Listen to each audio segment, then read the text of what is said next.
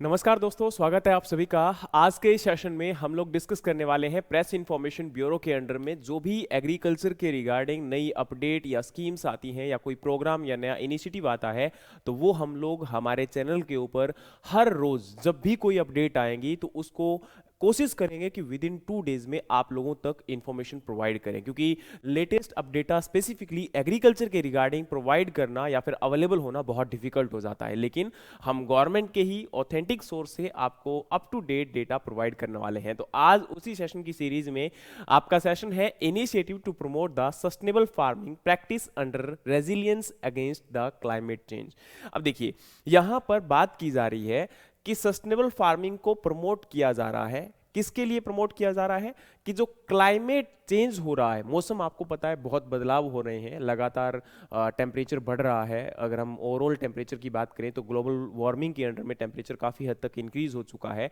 और उसी के साथ में बहुत सारे और भी मौसम में बदलाव होते हैं। कभी अनइवन टाइम पर बारिश हो जाती है, कभी जो है आपका सूखा पड़ जाता है, कभी फ्लड आ जाता है ना। तो इस प्रकार की कंडीशन से बचने के लिए आपका सस्टेनेबल फार्मिंग प्रैक्टिसेस को प्रमोट करने की कोशिश की जा रही है। क्योंकि देखो, सस्टेनेबल फार्मिंग का मतलब क्या होता है? सस्टेनेबल फार्मिंग का मतलब होता है कि आपका मैनेजमेंट किया जाना किसका? रिसोर्सेस का,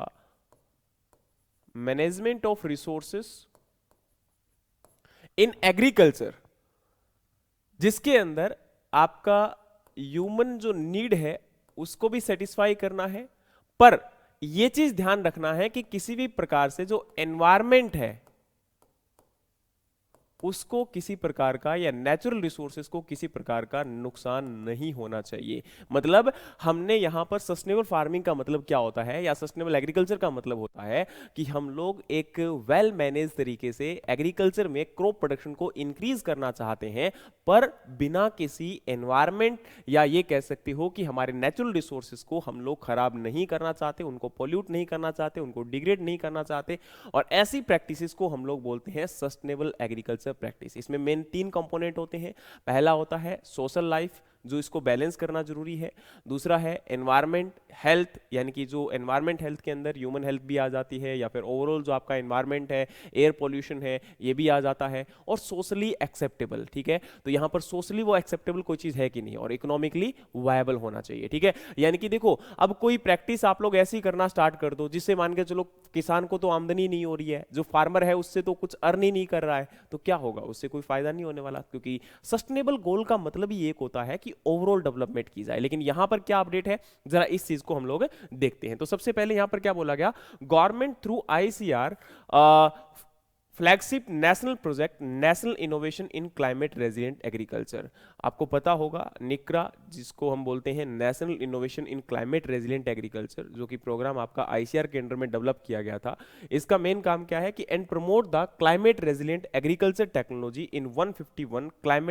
climatically vulnerable district spread across the country which are prone to extreme weather condition like drought, flood, frost या फिर आपका heat waves etcetera in light of challenge posed by the climate change. मतलब क्या है कि climate change के under में बहुत सारी, जैसे कि ड्रोट यानी कि सूखा पड़ जाना, फ्लड यानी कि बाढ़ आ जाना, या आपका फ्रोस्ट का अकरेंस होना, या हीट वेव्स चलना, है ना, बहुत तेज भरी जो धूल भरी आंधियां चलती हैं, तो उनकी वजह से भारत के अंदर जो 151 ऐसे डिस्ट्रिक्ट्स को चूज किया गया जो ज्यादा इन कंडीशंस के अंदर बहुत ज्यादा उनको प्रॉब्लम हो रही थी, वहां पर बहुत ज्यादा प्रॉब्लम देखने को मिल रही थी। तो क्लाइमेट रेजिलिएंट टेक्नोलॉजी वहां पर डेवलप करना मेन टारगेट था। अब ये क्या क्या टेक्नोलॉजी डेवलप की जाएगी वहां पर? तो देखो, जैसे कि क्लाइमेट रेजिलिएंट वैरायटी, ऐसी वैरायटीज को डेवलप करना जो कि उस क्लाइमेट के चेंज में अगेंस्ट में स्टैंड कर सके, वहां पर प्रोडक्शन दे सके। दूसरा आपका है इंटरक्रॉपिंग सिस्टम, ऐसे इंटरक्रॉपिंग सिस्टम को डेवलप करना ताकि वहां पर बिना किसी दूसरी क्रॉप को कंपटीशन में लाए, या फिर उनके एक दूसरे के साथ कंपोनेंट को इस प्रकार से एडजस्टमेंट करना कि पैरेलली हम 2 या 2 से ज्यादा क्रॉप को ग्रो करवा सकें, और दोनों ही एक दूसरे को इस प्रकार से सपोर्ट करे कि वहां से इफेक्टिव प्रोडक्शन लिया जा सके। नेक्स्ट आपका है कंजर्वेशन एग्रीकल्चर। तो कंजर्वेशन एग्रीकल्चर में हम लोग इस प्रकार की एग्रीकल्चर प्रैक्टिसेस यूज करते हैं जिसमें हमारे रिसोर्सेज को कंजर्व किया जा सके, वाटर को कंजर्व किया जा सके। जैसे हम लोग मल्चिंग जैसी प्रैक्टिसेस को फॉलो करते हैं, जिसमें आपका सोइल के सरफेस की लेयर के ऊपर हम लोग आपके रेजिड्यू को बिछाते हैं ताकि आपका इवेपोरेशन ना हो, वाटर का लॉस ना हो। दूसरा, हम लोग वहां पर ऑर्गेनिक मैटर को ऐड करने की कोशिश करते हैं, सोइल को बचाने की कोशिश करते हैं। इसके अलावा हम लोग एनवायरमेंट पोल्यूशन को कम करने की कोशिश करते हैं। फिर आपका है क्रॉप डाइवर्सिफिकेशन, जो आज प्रेजेंट टाइम में नीड भी है, जिसके अंदर क्या किया जा रहा है कि ऐसी क्रॉप को हम इंट्रोड्यूस करना चाहते हैं जिसकी वजह से आपका क्लाइमेट जो है उसमें बदलाव भी आए, बायोडाइवर्सिटी जो एनहेंसमेंट हो, और साथ में जो ओवरऑल आपका पेस्ट एंड डिजीज का इंपैक्ट है जो लगातार सिंगल क्रॉपिंग सिस्टम की वजह से, मोनोक्रॉपिंग सिस्टम की वजह से बढ़ता चला जा रहा है और डाइवर्सिटी लॉस होती जा रही है, उसको बचाने का सबसे बढ़िया तरीका। और नेक्स्ट है एग्रो फॉरेस्ट्री सिस्टम, यानी कि एग्रीकल्चर के साथ साथ फॉरेस्ट ट्रीज को भी ऐड करना, या फिर ये कह सकते हो कि हॉर्टिकल्चर क्रॉप्स को भी ऐड करना, ताकि एक तो आपका डाइवर्सिटी आएगी, इनकम यहां पर इंक्रीज होगी, और साथ में ओवरऑल कई बार जो डिग्रेडेशन हो जाता है या फिर इंपैक्ट ऐसा पड़ता है जिसकी वजह से क्रॉप फेल हो जाती है, तो वहां उससे बचाने के लिए हम लोग क्या करना चाहते हैं, एग्रो फॉरेस्ट्री को ऐड करना चाहते हैं, जिससे आपका ना कि फॉरेस्ट एरिया बढ़ेगा बल्कि फार्मर की इनकम में भी इंक्रीमेंट देखने को मिल सकता है और एक एडिशनल इनकम भी यहां पर आएगी। नेक्स्ट आपका है zero till sowing. Zero till sowing के अंदर क्या होता है कि आप बिना किसी टिलेज प्रैक्टिसेस जो प्राइमरी या टिलेज सेकेंडरी टिलेज ऑपरेशन किए जाते हैं उनको परफॉर्म किए बिना डायरेक्टली फील्ड के अंदर सोइंग कर देना। जैसे आज प्रेजेंट टाइम में हम लोग राइस की बात करते हैं, तो राइस क्या है आपको पता होगा, एक ऐसी क्रॉप है जिसके रेजिड्यू को मैनेज करना बहुत डिफिकल्ट होता है, तो जो फार्मर्स है वो क्या करते हैं, इसको बर्न आउट कर देते हैं, आग लगा देते हैं। तो अब यहां पर क्या है, जीरो टिलेज मेथड की वजह से आप वीट को डायरेक्टली उस फील्ड में सोइंग कर सकते हो। एक तो रेजिड्यू को आग नहीं लगानी पड़ेगी जिससे आपका एनवायरमेंट पॉल्यूट नहीं होगा, और साथ में यहां पर हम लोग जब आपका वीट को डायरेक्टली उसमें सोइंग करेंगे तो मॉइस्चर जो पानी की रिक्वायरमेंट है वो भी कम पड़ेगी। नेक्स्ट हमारा है ग्रीन मैन्योरिंग। ग्रीन मैन्योरिंग के अंदर क्या होता है आप लोग जानते हैं, इसमें ग्रीन मैन्योर्स को हम लोग ग्रो करवाते हैं, ऐसी क्रॉप जो कि आपकी लेग्यूम फैमिली से बिलोंग करती हैं और उनका रूट के अंदर नोड्यूल्स होते हैं जो कि नाइट्रोजन फिक्सेशन करते हैं, और जिससे एक तो ऑर्गेनिक मैटर ऐड होगा सॉइल में, दूसरा न्यूट्रिएंट स्टेटस इंप्रूव होगा। Integrated farming system, integrated farming system का मतलब है जब हम दो या दो से ज्यादा एंटरप्राइजेस या फिर एग्रीकल्चर के साथ साथ एलाइड एक्टिविटीज को भी ऐड कर देते हैं। जैसे आपका क्रॉप प्रोडक्शन के साथ साथ हम लोग पशुपालन करते हैं, तो आपका पशुपालन से भी एक हमें इनकम मिलेगी और साथ में यहां पर किससे मिलेगी, क्रॉप प्रोडक्शन से भी मिलेगी। लेकिन हम क्रॉप के रेजिड्यू को एनिमल के फीड के फॉर्म में यूज कर सकते हैं, और जो एनिमल का वेस्ट है जिसे हम लोग फील्ड में एज ए मैन्योर के फॉर्म में यूज कर सकते हैं, जो आपका इंटीग्रेशन होता है, यानी कि दो कंपोनेंट को हमने एक दूसरे के साथ क्या कर दिया, इंटीग्रेट कर दिया। ठीक है, नेक्स्ट आपकी बारी आती है integrated nutrient and pest management. ये भी बहुत जरूरी है, यानी कि हमारी जो न्यूट्रिएंट मैनेजमेंट करने के लिए हम लोग डायरेक्टली फर्टिलाइजर को यूज नहीं करेंगे, पहले हम लोग मैन्योर, कंपोस्ट, बायो फर्टिलाइजर्स को यूज करेंगे, और अल्टीमेटली अगर रिक्वायर्ड है तो सॉइल हेल्थ कार्ड हमारा जो है उसके हाथ, यानी कि हमारी सॉइल को, मिट्टी को जांच करवाकर हम लोग उसमें इंस्टेंटली आपके जो न्यूट्रिएंट्स की रिक्वायरमेंट है उनको एप्लीकेशन करेंगे। या फिर हमें पेस्ट या यानी कि डिजीज को मैनेज करना है या वीड को मैनेजमेंट करना है, तो हम डायरेक्टली केमिकल्स को अप्लाई नहीं करेंगे, पहले हम लोग क्या करेंगे, कल्चरल मेथड को फॉलो करेंगे, फिजिकल या मैकेनिकल कंट्रोल को फॉलो करेंगे, देन बायोलॉजिकल कंट्रोल को फॉलो करेंगे, और लास्ट में आपका केमिकल कंट्रोल फॉलो किया जाएगा, जिससे आपका एनवायरमेंट डिग्रेडेशन होने से बचाया जा सके। और नेक्स्ट आपका है ऑर्गेनिक फार्मिंग। ऑर्गेनिक फार्मिंग में यह किया जाता है कि यहां पर इनपुट कॉस्ट को मिनिमाइज किया जाता है, सिंथेटिक इनपुट्स के ऊपर हम लोग डिपेंडेंट नहीं रहते हैं, ट्रेडिशनल सीड्स और ट्रेडिशनल टेक्नोलॉजी जिसके अंदर हम लोग कोशिश करते हैं कि आपका कम से कम लैंड को डिस्टर्ब किया जाए और उसको ज्यादा से ज्यादा उसके ऊपर हम लोग कंजर्वेशन, जैसे कि ऑर्गेनिक मैन्योर है या फिर आपका बायोलॉजिकल ऑर्गेनिजम्स है, उनकी अमाउंट को फील्ड में इंक्रीज किया जाए ताकि एक सस्टेनेबल एनवायरमेंट क्रिएट किया जा सके और डाइवर्सिटी के साथ वहां पर आपका प्रोडक्शन इंक्रीज कर सके। नेक्स्ट है साइट स्पेसिफिक न्यूट्रिएंट मैनेजमेंट, जिसके अंदर क्या होता है कि आपका लोकेशन स्पेसिफिक, क्योंकि एक फील्ड को हम लोग जब यूनिट मानते हैं ना और उसमें हम लोग फर्टिलाइजर या फिर किसी भी प्रकार के इंसेक्टिसाइड, पेस्टिसाइड की एप्लीकेशन करते हैं, तो अब फील्ड के अंदर न्यूट्रिएंट्स की रिक्वायरमेंट पूरे फील्ड के अंदर सेम नहीं होती है, बहुत सारे प्लॉट्स के अंदर अलग अलग न्यूट्रिएंट्स की रिक्वायरमेंट होती है। तो हमारे प्लॉट्स को हम लोग साइट स्पेसिफिक न्यूट्रिएंट मैनेजमेंट इस ऑप्शन के साथ क्या कर सकते हैं, उसको डिवाइड कर सकते हैं और वहां पर एग्जैक्ट रिक्वायरमेंट्स के साथ हम लोग न्यूट्रिएंट एप्लीकेशन कर सकते हैं, जिससे आपका इनपुट कॉस्ट डिक्रीज होगा और ओवरऑल पर जो यूनिट एरिया में प्रोडक्शन है या प्रोडक्टिविटी है वो हमारी क्या होने वाली है, इंक्रीज होने वाली है। नेक्स्ट हमारा है इन सीटू मॉइस्चर कंजर्वेशन, मतलब फील्ड में मॉइस्चर को कंजर्व किया जाए, उसको जो बाहर आपका लॉस हो जाता है इवेपोट्रांसपिरेशन की फॉर्म में या रन ऑफ लॉस कर जाता है, उससे बचाना है। तो फील्ड में क्या करना है, जो आपका बारिश की फॉर्म में पानी आया उसको फील्ड में या तो हम लोग पॉन्ड बनाकर या हमारी सोइल के अंदर इनफिल्ट्रेशन कैपेसिटी को इंक्रीज करके ग्राउंड वाटर को रिचार्ज कर सकते हैं, या फिर जो आपका पानी आता है उसको हम लोग मल्चिंग के साथ आपका क्या कर सकते हैं, फील्ड में वाटर को मैनेज किया जा सकता है ताकि जो ड्रॉट जैसी कंडीशन आती है तो उससे बचा जा सके। और नेक्स्ट हमारी बारी आती है जी protective irrigation and micro irrigation method. Protective irrigation हम लोग फ्रोस्ट के केस में यूज करते हैं, हीट वेव्स के केस में यूज करते हैं, जहां पर क्या होता है कि फील्ड के अंदर हम जो प्लांट्स हैं उनके ऊपर डायरेक्टली वाटर की एप्लीकेशन की जाती है स्प्रिंकलर या फिर ड्रिप इरिगेशन मेथड के द्वारा, ताकि वहां पर किसी प्रकार का जो लॉस है, जैसे फॉर एग्जांपल अगर हम फील्ड के अंदर जो प्लांट्स हैं और हीट वेव चल रही है और या फिर फ्रोस्ट है, तो उस केस में जब पानी अप्लाई करेंगे पत्तों के ऊपर तो क्या होगा, वहां पर आपका जो वाटर है वो उसके पास एक प्रॉपर्टी है, वो टाइम पर अपनी हीट किसी दूसरे कंपोनेंट को दे भी सकता है और हीट ले भी सकता है। तो गर्मियों का मौसम होगा तो हीट को एब्जॉर्ब कर लेगा, पत्ते को ठंडा करने का काम करेगा और हीट वेव से बचा लेगा। और वहीं अगर हम लोग सर्दियों में यानी कि फ्रोस्ट की कंडीशन में यूज करेंगे तो वो क्या करेगा, अपनी हीट को ट्रांसफर कर देगा प्लांट के पास, और जिससे उसके अंदर जो फ्रोस्ट की वजह से अल्टीमेटली एकदम से सेल डिग्रेडेशन हो सकता था, सेल डेड हो सकती थी, उसको बचाने का काम करेगा। और वहीं अगर हम बात करें तो ये आपकी ऐसी टेक्निक्स है जिनको यूज कर और इन डिस्ट्रिक्ट्स के अंदर कोशिश की गई कि बचाया कैसे जा सकता है। तो ये इस प्रकार का प्रोग्राम है, ताकि यहां पर अभी तक इस प्रोग्राम को केवल प्रोजेक्ट बेसिस पर रन किया जा रहा है, और आने वाले टाइम में अगर ये इन सक्सेस फ्यूचर होता है और सक्सेस होता है तो फ्यूचर के अंदर इसको और बड़े लेवल पर, आपका एक्सट्रीम लेवल पर हम लोग क्या कर सकते हैं, आपका रन कर सकते हैं। तो क्या है, have been developed demonstration to large number of farmer through farmer participatory approach, मतलब फार्मर्स को एक दूसरे से सिखाना, उनको गाइड करना कि इस प्रकार से हम लोग इनको कंजर्व कर सकते हैं और इन प्रॉब्लम से बचाया जा सकता है हमारी खेती को। और साथ में है कि further the technology have been documented from 23 states and 3 union territories shared with the state department of further upskilling and convergence while with ongoing scheme in state. मतलब क्या है कि जैसे आपके स्टेट्स के अंदर और भी बहुत सारी सस्टेनेबल एग्रीकल्चर की रिगार्डिंग स्कीम्स रन की जा रही हैं, तो उनके साथ में बाकी और स्टेट में भी अभी इस टेक्नोलॉजी को प्रसार करने के लिए उनको भेज दिए गए हैं, डॉक्यूमेंट उनको ट्रांसफर किए गए हैं, उनका रिजल्ट उनको ट्रांसफर किया गया है, जिससे आने वाले टाइम के अंदर वहां पे ऑफिसर्स और बेटर तरीके से क्या किया जा सके, इसको डिसेमिनेट किया जा सके और फार्मर्स इसका बेनिफिट ले सके। और वहीं पर क्या है कि to promote the precision agriculture, ICR has a network programme on precision agriculture working at a 16 location to develop ICT based technology for accelerate the profitable and sustainable system through precise use of input. Some of outcome of project related to adapting to climate change and weather aberrations are as sensor based soil and crop health monitoring and precision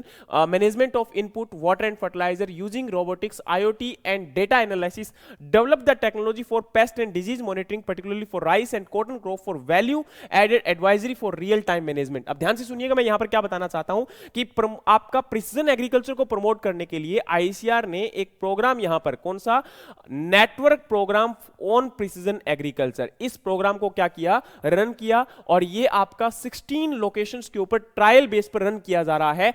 तो अब यहां आपको यह चीज समझनी है कि इसके अंदर क्या क्या चीजें चेक की जा रही है। तो देखो, सबसे पहले आपका है सेंसर बेस्ड आपकी सॉइल और क्रॉप हेल्थ। जो आपके सेंसर्स होते हैं उनके माध्यम से क्रॉप और सॉइल की हेल्थ को जज किया जाता है, आइडेंटिफाई किया जाता है, और वहां पर न्यूट्रिएंट की या फिर किसी प्रकार के स्ट्रक्चर या कोई और प्रॉब्लम वहां पर देखने को मिलती है तो उसको आइडेंटिफाई किया जाएगा। प्लांट के अंदर अगर कोई डिजीज है या कोई और डिसऑर्डर देखने को मिलता है तो उसको जल्दी से रिकॉग्नाइज कर, क्योंकि देखो क्या होता है कि ह्यूमन बीइंग ज्यादातर फील्ड में जो हम लोग डिजीज को ऑब्जर्व करते हैं, दैट इज पॉसिबल कि हम लोग फील्ड में घूमेंगे जाएंगे तो बड़ा लंबा टाइम लग जाता है और कई बार वो डिजीज इजीली रिकॉग्नाइज्ड भी नहीं होता। लेकिन हम सेंसर बेस्ड टेक्नोलॉजी के साथ इजीली और विद इन टाइम उन पर्टिकुलर प्रॉब्लम्स को जज कर सकते हैं और उनको रेक्टिफाई कर सकते हैं, जिससे लॉस को मिनिमाइज किया जा सकता है। दूसरी बात है क्रॉप हेल्थ मॉनिटर, अच्छा, प्रिसीजन मैनेजमेंट ऑफ इनपुट। अब जैसे वाटर अप्लाई करना है, न्यूट्रिएंट अप्लाई करना है, तो उनको भी, क्योंकि देखो प्रिसीजन फार्मिंग के अंदर यही इंपॉर्टेंट टूल्स होते हैं, जैसे कि जीपीएस है, जीआईएस है, वीआरटी यानी कि वेरिएबल रेट टेक्नोलॉजी है, तो इनके माध्यम से इनपुट्स को आपका मिनिमाइज किया जा सकता है। जो हम लोग एक्स्ट्रा इनपुट फील्ड में अप्लाई करते हैं उसको कम किया जा सकता है, तो ओवरऑल प्रॉफिट हमारा बढ़ेगा और साथ में रियल टाइम मैनेजमेंट के साथ बहुत ईजी हो जाता है कि हर एक चीज को टैकल करना और उसको मैनेज करना। नेक्स्ट हमारी बारी है कि यूजिंग द रोबोटिक्स। इसमें ये जो प्रोसेस है इसमें क्या यूज किया जाएगा, आपका रोबोट्स को यूज किया जाता है। तो IoT, data analysis and developing the, अब देखो पेस्ट एंड डिजीज के रिगार्डिंग भी उनको आपका टाइम टू टाइम मॉनिटर किया जाता है, ताकि उसमें किसी प्रकार की अगर कोई डिजीज या कोई प्रॉब्लम आती है और सारे डेटा को एनालाइज किया जाता है, उनको देखा जाता है, और रियल टाइम में जब डेटा का एनालिसिस होता है तो उससे यील्ड को पर कैपिटा या पर यूनिट एरिया में हम लोग क्या कर सकते हैं, उसको इंक्रीज कर सकते हैं। ठीक है, तो ये आपका, इसके साथ में राइस और कॉटन की क्रॉप के अंदर रियल टाइम एडवाइजरी भी दी जा रही है। एडवाइजरी का मतलब क्या होता है कि आप किसी चीज के रिगार्डिंग जब गाइडलाइन देते हो कि भाई आज जैसे फॉर एग्जांपल मौसम बहुत ठंडा है, या फिर आपको पता चले कि भाई बारिश आने वाली है 2 दिनों के अंदर, किसान भाई अपने जो फील्ड में स्प्रे करना है उसको रोक सकते हैं, या फिर आपका फील्ड में कोई और सोइंग ऑपरेशन करने वाले हैं तो उनको रोक सकते हैं। तो ये जो इंफॉर्मेशन आपके पास आती है किसी भी स्टेट एग्रीकल्चर यूनिवर्सिटी आईसीआर के द्वारा, तो इनको हम लोग एडवाइजरी बोलते हैं। ठीक है, तो इसी प्रकार की एडवाइजरी यहां पर जो है राइस और कॉटन स्पेसिफिक इन दोनों क्रॉप्स के अंदर उनमें डिजीज या फिर पेस्ट का अटैक, इनके रिगार्डिंग आपका रियल टाइम में मैनेजमेंट कर उनको ऑब्जर्वेशन किया जा रहा है और उनके रिगार्डिंग आपका इंफॉर्मेशन प्रोवाइड करवाई जा रही है। तो ये आपका 16 लोकेशंस के अंदर किया जा रहा है। और इसी के साथ में क्या है, ICR operates the all India coordinated research project on integrated farming system. अब इंटीग्रेटेड फार्मिंग सिस्टम के ऊपर ये आपका 25 स्टेट्स और यूटीज के अंदर all India network programme on organic farming के अंडर में रन किया जा रहा है in 16 state to develop the sustainable farming practice such as alternate efficient cropping system, integrated farming, organic farming and natural farming to address the challenge posed by the climate change. अब देखो मैंने यहां पर जो जितनी भी टेक्नोलॉजी यहां पर बताई थी उनमें से कुछ टेक्नोलॉजी के ऊपर अभी काम किया जा रहा है। और कहां-कहां, अब देखो 16 स्टेट्स और यहां पर आपका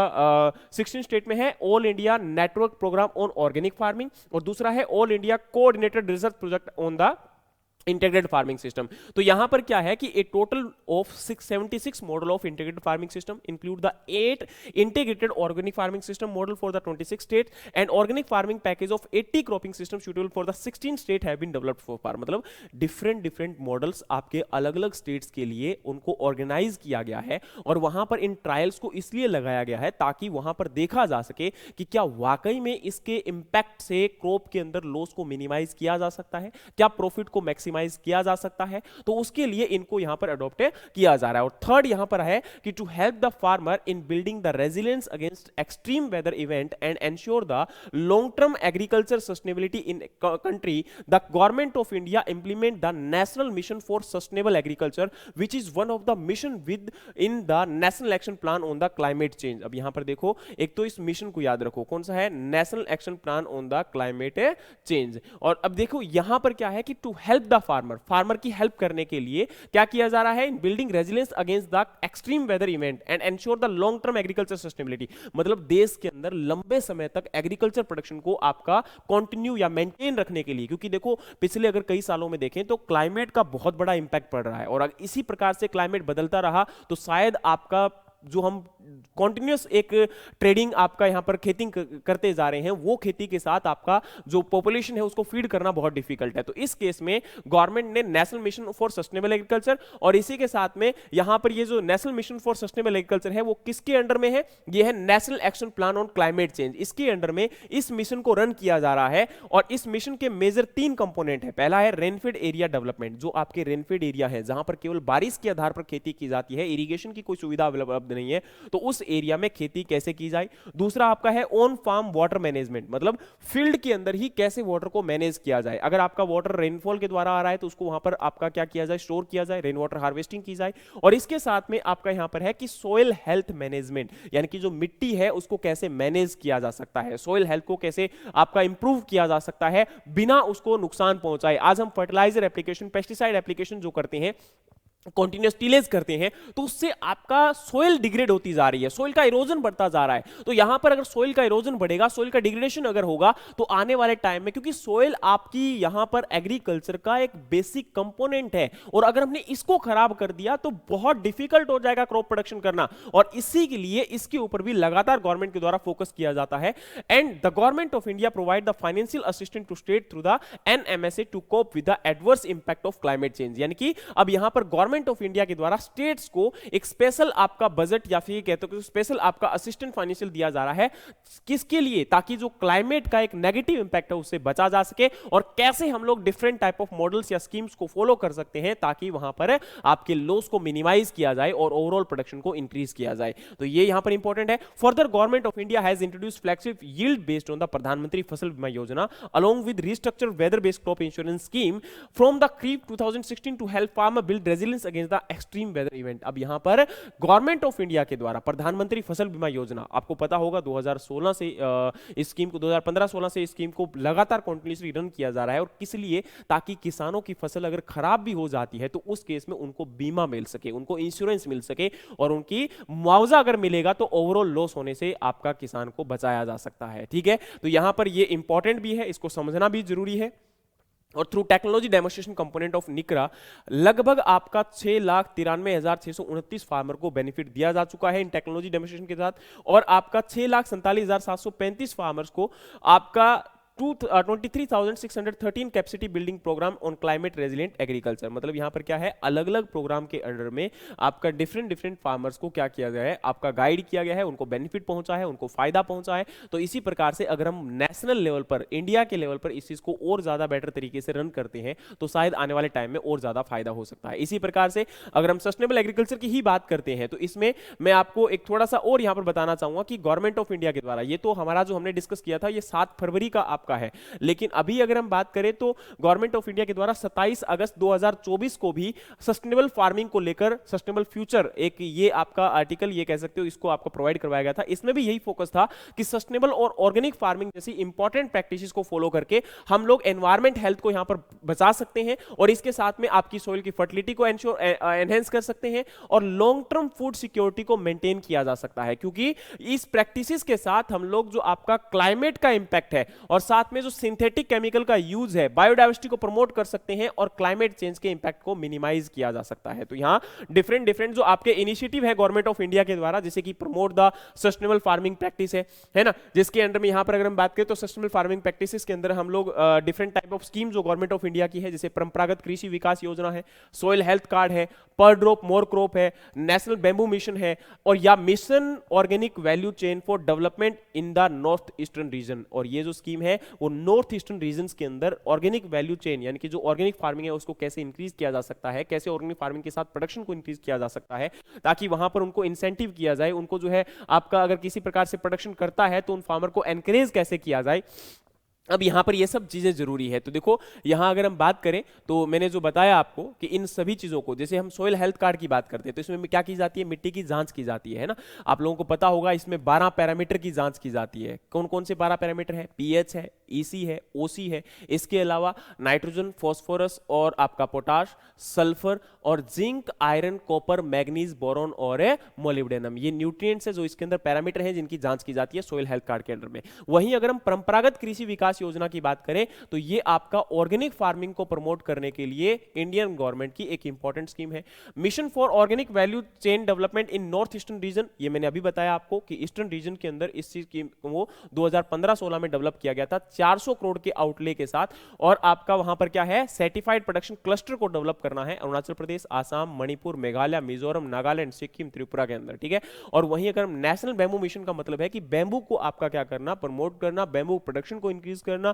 ठीक है, ताकि वहां पर बैम्बू के डिफरेंट टाइप ऑफ जो प्रोडक्ट्स हैं उनको बनाया जा सके। इसके साथ में एक प्रोग्राम और भी यहां पर है, clean plant programme. Clean plant programme जो है ये mission for integrated development of horticulture के अंडर में इसको रन किया जा रहा है। और इसके अंडर में मेन टारगेट ये है कि हॉर्टिकल्चर जो क्रॉप आपकी है, जैसे कि फॉर एग्जांपल हम मैंगो की बात करते हैं, बनाना की बात करते हैं, तो अब क्या होता है कि इन क्रॉप की जो नर्सरीज होती हैं या इन क्रॉप की जो नर्सरी प्लांट होते हैं इनमें डिजीज बहुत ज्यादा अटैक कर जाते हैं। तो आपका मेन टारगेट इसमें यह रखा गया कि भाई जो नर्सरी से प्लांट फार्मर तक पहुंच रहे हैं वो डिजीज फ्री होने चाहिए, वायरस फ्री होने चाहिए, उनकी क्वालिटी हाई क्वालिटी होनी चाहिए, ताकि किसान जब खेत में एक बेटर पौधा ग्रो करवाएंगे तभी तो एक पौधा बेटर बनेगा, तभी तो बेटर इनकम जनरेट होगी, तभी बेटर प्रोडक्शन मिलेगा। तो ओवरऑल यहां पर क्या है कि ये आपका better quality of input provide करना है फार्मर को in the form of planting या आपका नर्सरी प्लांट। और वहीं आपका नर्सरी जो है सर्टिफाइड नर्सरी या फिर एक वेल इंफ्रास्ट्रक्चर मेंटेन नर्सरी को डेवलप करना है ताकि किसान को प्रॉफिट मिल सके। और वहीं आपका कंज्यूमर के लिए भी बहुत जरूरी है, क्योंकि क्या है, consumer benefit through the superior product. अब कंज्यूमर को क्या मिलेगा, सुपीरियर प्रोडक्ट मिलेगा, और एक्सपोर्ट भी यहां पर बेटर होगा, क्योंकि देखो एक्सपोर्ट क्वालिटी प्रोड्यूस को डेवलप करना बहुत जरूरी होता है। तो इसी के अंतर्गत इस चीज की यहां पर बात की जा रही है। तो ये जो मैंने अभी बताया कि फार्मर को क्या बेनिफिट मिलेगा, virus free high quality planting material, जो कि बहुत जरूरी है आपकी क्रॉप की यील्ड को इंक्रीज करने के लिए और ओवरऑल आपके फार्मर की इनकम को सपोर्ट करने के लिए। नर्सरीज मैंने बताया कि इसके अंदर है कि the programme will streamline streamline certified process and offer the infrastructure support enabling the nurseries to propagate the clean planting material and promote the growth and sustainability effectively। मतलब जो कोई नर्सरी अगर किसी प्रकार से इस आपके प्लांटिंग को इस प्रकार से डेवलप करते हैं तो उनको इंफ्रास्ट्रक्चर प्रोवाइड करने के लिए उनको जो है आपका एक प्रकार से सब्सिडीज या फिर उनको फाइनेंशियल अलॉटमेंट की जाएगी ताकि वो बेटर और इफेक्टिव प्लांटिंग मटेरियल डेवलप कर सके। और नेक्स्ट आपका है कि कंज्यूमर तक एक हाई क्वालिटी प्रोड्यूस पहुंचेगा, एक्सपोर्ट आपका इंक्रीज होगा, क्योंकि अगर हम क्वालिटी पे फोकस करेंगे तो डिजीज फ्री फ्रूट आपका जो है इंडिया से बाहर जाएगा और फार्मर को स्ट्रेंथन मिलेगा, क्योंकि फार्मर उससे आपका हाई इनकम रिटेन कर सकता है। और वहीं पर इसमें जो है मेनली क्या क्या चीजें फोकस की जा रही है, तो इसके अंडर में आपका state of art facilitate across India each equipped with advance diagnostic, theoretic and tissue culture lab. अब इसमें ये क्या क्या इंक्लूड है, तो टिश्यू कल्चर लैब है, थेरेप्यूटिक है, या फिर आपका एडवांस डायग्नोस्टिक जो है लैब्स है। इसके साथ में अगर हम बात करें तो सेंटर किन किन क्रॉप पे फोकस कर रहा है, तो मेनली ग्रेप्स के ऊपर, टेम्परेट फ्रूट जैसे कि एप्पल, आलमंड, वॉलनट और सिट्रस फ्रूट के ऊपर फोकस है मेनली किया जा रहा है इसके अंडर, ठीक है। और वहीं अगर हम बात करें तो आपका अगला है पीएम प्रणाम। अब पीएम प्रणाम भी एक ऐसी स्कीम है जिसमें फर्टिलाइजर का जो है आपका कम से कम यूज करने की कोशिश की जा रही है। इस प्रोग्राम का फुल फॉर्म क्या है, PM programme for restoration, awareness, generation and nourishment and amelioration of mother earth. यानी कि मदर अर्थ जो हमारी मिट्टी है, हमारी सोइल है, हमारी सोइल को क्या करना है आपका बचाना है ना। अब देखो यहां पर क्या है कि to protect the health of mother earth by incentivise the state and UT with reduce use of chemical fertiliser and promoting the organic and natural farming and use of alternative fertiliser. मतलब यहां पर आपके जो synthetic fertilisers हैं उनको आपका use कम करना और ऑर्गेनिक या फिर ये कह सकते हो मैन्योर्स के ऊपर डिपेंडेंसी ज्यादा बढ़ाना। तो इसमें इंसेंटिसाइज किया जाएगा किसको, स्टेट्स को, for promoting alternate fertiliser for and balanced chemical fertiliser use to promote the natural farming. No separate financial support required. मतलब इसमें कोई अलग से फाइनेंशियल सपोर्ट नहीं दी जा रही, लेकिन यहां पर आपका उन स्टेट्स को इसमें एक प्रकार से ये कह सकते हो कि इंसेंटिव दिया जाएगा अगर वो आपके फर्टिलाइजर के यूज को क्या करेंगे, रिड्यूस करेंगे, मिनिमाइज करेंगे। अच्छा, आप लोगों के लिए एक क्वेश्चन है, क्वेश्चन ये है कि भाई ऑर्गेनिक स्टेट इंडिया में कौन सा है। अभी तक अगर हम बात करें तो ऑर्गेनिक स्टेट और ऑर्गेनिक यूटी आपको पता होगा, तो बता दूं कि ऑर्गेनिक स्टेट इंडिया में कौन सा है, सिक्किम है, और ऑर्गेनिक यूटी इंडिया में कौन सा है जी आपका, तो याद रखिएगा लक्षद्वीप है, ठीक है। चलिए अब हम फोकस करते हैं आपका अगला, तो यहां पर पीएम प्रणाम के बारे में बता चुका हूं और इसमें क्या किया जा रहा है, 50% ऑफ फर्टिलाइजर सब्सिडी यहां पर जो है इंसेंटिसाइज की जा रही है। और वहीं अगर हम बात करें तो government has also announced market development assistant पर आपका यहां पर RS 1500 per metric ton for fermented organic manure and liquid fermentation organic manure use of the organic fertiliser. मतलब आपके ऑर्गेनिक फर्टिलाइजर को प्रमोट करने के लिए लगभग 1500 पर मेट्रिक टन जो यहां पर इनके लिए भी डेवलपमेंट के लिए आपका जो प्रोडक्शन के लिए क्या दी जा रही है, इंसेंटिव आपका दिया जा रहा है या असिस्टेंस दिया जा रहा है। फिर यहां पर है promote the climate resilient crop and bio input centre. अब यहां पर क्या है कि क्लाइमेट रेजिलिएंट, जैसे आपको पता होगा मोदी जी ने अभी रिसेंटली पिछले साल अगस्त के अंदर 109 हाई यील्डिंग जो है क्लाइमेट रेजिलिएंट वैरायटीज को, जो कि आपकी 32 फील्ड क्रॉप और हॉर्टिकल्चर क्रॉप दोनों की मिलाकर जो है ये क्रॉप को आपका रिलीज किया था, ठीक है। इसके साथ में over the next 2 year government plan to transition 1 crore farmer to natural farming providing the support for certifying and branding additionally 10,000 bio input resource centre. जैसे कि फॉर एग्जांपल हमारा बायो इनपुट का मतलब है कि जो बायो फर्टिलाइजर्स हैं, बायो आपके पेस्टिसाइड्स हैं, इनको डेवलप करना, इनको प्रोड्यूस करना ताकि किसानों को एक वैल्यूएबल प्रोडक्ट मिल सके। और इसके साथ में आपका कोशिश की जा रही है कि भाई पल्सेस और ऑयल सीड का प्रोडक्शन भी इंक्रीज किया जाए, क्योंकि इसमें हम लोग आज इंपोर्ट पर डिपेंडेंट है। पल्सेस के अंदर आपको पता होना चाहिए वर्ल्ड के नंबर 1 प्रोड्यूसर हैं, नंबर 1 कंज्यूमर हैं और नंबर 1 ही हम लोग इंपोर्टर हैं। और भाई साहब लगभग ऑयल की अगर हम जितनी कंजप्शन करते हैं उसका 60 से 70% तो मिनिमम हम लोग क्या कर रहे हैं, आज इंपोर्ट पर डिपेंडेंट है। तो ये बहुत इंपॉर्टेंट है कि इनके प्रोडक्शन को इंक्रीज किया जाए। और उसके साथ में सस्टेनेबल एग्रीकल्चर को प्रमोट करने के लिए या फिर ऑर्गेनिक फार्मिंग को प्रमोट करने के लिए डिफरेंट स्टेट्स के द्वारा अलग अलग स्कीम्स को रन किया जा रहा है, या फिर उनके प्रोड्यूस को मार्केट में ब्रांड देने के लिए अलग अलग जो है ब्रांड नेम दिए गए हैं। जैसे मध्य प्रदेश में है मेड इन मंडला, उत्तराखंड के अंदर है ऑर्गेनिक उत्तराखंड, तमिलनाडु में है तमिलनाडु ऑर्गेनिक प्रोडक्ट, महाराष्ट्र में है शाही ऑर्गेनिक, नासिक ऑर्गेनिक और आपका यहां पर गढ़चिरौलिया ऑर्गेनिक फार्मिंग, झारखंड के अंदर है जैविक झारखंड, और छत्तीसगढ़ के अंदर है आदिम ब्रांड बाय भूमि गादी FPO एंड बस्तर नेचुरल्स, और पंजाब के द्वारा है 5 रिवर्स, और यहां पर त्रिपुरा के द्वारा है त्रिपुरेश्वरी फ्रेश। तो ये आपके प्रोडक्ट्स हैं जिनको यहाँ प्रोडक्ट नहीं कहूंगा मैं, ये बोलूंगा कि इन ब्रांड नेम्स के साथ ऑर्गेनिक प्रोडक्ट को बेचने की कोशिश की जा रही है अलग अलग स्टेट्स में, ठीक है। तो इसी के साथ में आपका नेचुरल फार्मिंग, ऑर्गेनिक फार्मिंग और इसके साथ में नमामि गंगे, आपको पता होगा ये नमामि गंगे प्रोग्राम के लिए जो है आपका अलग से एक बजट एलोकेट किया गया था लगभग 272 करोड़ का, और जिसके अंदर 9,551 क्लस्टर फॉर्म करने थे और आपका लगभग 1.91 लाख हेक्टेयर को कवर किया गया। इसमें क्या है, national mission for clean Ganga has identified industrial cluster under the Namami Gange program to help the reduce pollution and provide the financial support to sector like the textile affluents and the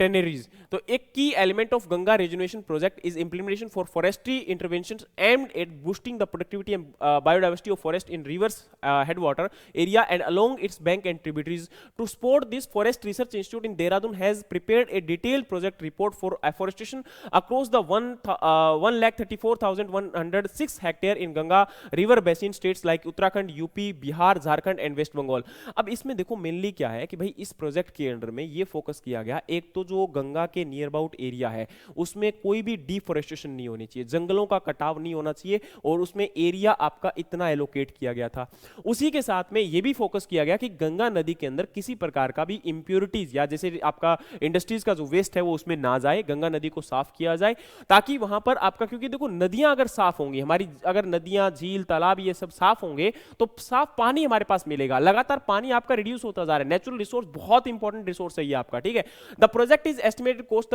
2,293। तो ये जो आपका ऊपर वाला project है यहाँ पर जिसके अंदर एफपीआई के द्वारा जो फॉरेस्ट रिसर्च इंस्टीट्यूट है देहरादून का, जिसमें हमारा एफोरेस्टेशन को फोकस की जा रहा है या फिर ये कह सकते हो कि डिफोरेस्टेशन यानी कि जंगलों का कटाव को रोकना है, तो उसकी कॉस्ट इतनी पड़ी है। और the FPRI Dehradun outline 4 major area, agriculture landscape, natural landscape and urban landscape and conservation interventions. मतलब यहाँ पर क्या है कि ज्यादा इन 4 कंपोनेंट या 4 एरिया के ऊपर फोकस किया जा रहा है कि एक तो एग्रीकल्चर एरिया जो वहां पर है उसको डेवलप किया जाए, प्लस में जो नेचुरल लैंडस्केप है उसको डेवलप किया जाए, अर्बन लैंडस्केप जो अर्बन एरिया वहां पर अगर नियर अबाउट पड़ता है तो उसको डेवलप किया जाए, और आपके इंटरवेंशंस जो अगर किसी प्रकार से है या फिर उसमें कोई किसी प्रकार से वेस्टेज अगर ऐड की जा रही है उसको कम किया जाए या फिर रिड्यूस किया जाए या फिर बिल्कुल हटा दिया जाए, और साथ में आपका साफ किया जाए, नीट एंड क्लीन वहां पर आपका जो है रिवर जो आपके एरियाज हैं उनको रखा जाए। साथ में है जैविक खेती पोर्टल। जैविक खेती पोर्टल क्या है, एक ऐसा पोर्टल है जिसके माध्यम से आपका ऑर्गेनिक प्रोडक्ट को बेचने की कोशिश की जाती है ताकि फार्मर से कंज्यूमर तक डायरेक्टली अपने प्रोडक्ट को सेल किया जा सके। और वहीं अगर हम बात करें तो large area certification initiated in 2020-21, this programme aim to certify large traditionally organic area with no history of GMO और एग्रोकेमिकल यूज। मतलब इस सर्टिफिकेट के अंडर में, लार्ज एरिया सर्टिफिकेशन के अंडर में ऐसे एरिया को एलोकेट करना है, ऐसे एरिया को चूज करना है जहां पर आपका पिछले कुछ सालों से किसी प्रकार की जीएमओ क्रॉप या एग्रोकेमिकल का यूज नहीं किया गया है। अब जैसे कि आपका अंडमान एंड निकोबार, इसके अंदर लगभग इतने एरिया को यहां पर चूज किया गया है। वहीं पर अगर इसके अलावा अगर हम बात करें तो जैसे आपका सिक्किम को ऑर्गेनिक फार्मिंग में कन्वर्ट किया गया, वैसे यहां पर इसको कन्वर्ट करना है। लद्दाख जो है ए प्रपोजल ऑफ 5,000 हेक्टेयर एरिया यहां पर विद आपका 11.475 लाख एलोकेटेड। लक्षद्वीप की बात करें तो यहां पर लगभग 2,700 हेक्टेयर एरिया, ठीक है। और सिक्किम के अंदर जो है आपका 96.39 लाख रुपीस जो है रिलीज किए गए हैं ताकि वहां पर 60,000 हेक्टेयर एरिया को आपका लार्ज सर्टिफिकेशन एरिया प्रोग्राम के अंडर में लाया जा सके। और इसके साथ में national innovation in climate resilient agriculture, जिसके हम अभी बात करके हटे हैं, जिसके अंडर में आपकी क्लाइमेट रेजिलेंट वैरायटीज या फिर क्लाइमेट रेजिलेंट जो आपकी टेक्निक्स है, टेक्नोलॉजी है, उनको डेवलप करना, और mission for integrated development of horticulture, जिसके हम ऑलरेडी बात कर चुके हैं। इसमें मेन फोकस यही है कि आपका हॉर्टिकल्चर ओवरऑल डेवलपमेंट किया जाए। 2014-15 से 2023-24 तक स्कीम को रन किया गया, और यही अगर हम बात करें तो अभी भी स्कीम को रन किया जा रहा है। और इसमें लगभग आपका 13.79 lakh hectare area of horticulture crop, establishment of 905 nurseries with quality planting material and rejuvenation of लगभग आपका 1.48 lakh hectare of old and senile orchards covering of 52,259 hectare under the organic farming and development of 3.04 lakh hectare area under the protected cultivation. मतलब different components के under में आपके areas को develop किया गया, जैसे प्रोटेक्टेड कल्टीवेशन हो गया या फिर जो पुराने ऑर्चर्ड्स थे उनको द्वारा रिज्यूनेट किया गया। इसके साथ में कुछ एरिया ऐसा है जो ऑर्गेनिक फार्मिंग के अंडर में लाया गया। तो तो ये यहाँ पर ओवरऑल डेवलपमेंट को शो करता है, सस्टेनेबल फार्मिंग के अगेंस्ट में जो गवर्नमेंट के एफर्ट्स हैं उनको शो करता है। उम्मीद है कि ये पूरा सेशन आपको हेल्प करेगा कि सस्टेनेबल फार्मिंग क्यों जरूरी है और आज इसके अगेंस्ट में गवर्नमेंट क्या एफर्ट्स रन कर रही है, ताकि आने वाले टाइम में और ज्यादा यहां पर डेवलपमेंट किया जा सके। और सस्टेनेबल वे के साथ अगर एग्रीकल्चर प्रोडक्शन किया जाएगा तो आपके एनवायरमेंट का जो इंपैक्ट है नेगेटिव यहां पर, उसको डिक्रीज किया जा सकता है और हमारी फूड जो पॉपुलेशन की रिक्वायरमेंट है उसको कंप्लीट किया जा सकता है। तो उम्मीद है कि सेशन हेल्प करेगा और इसी प्रकार के और भी सेशंस और इंपॉर्टेंट नॉलेज के लिए हमारे चैनल को फॉलो कर लीजिएगा। मिलते हैं अगले सेशन में। जय हिंद, जय भारत।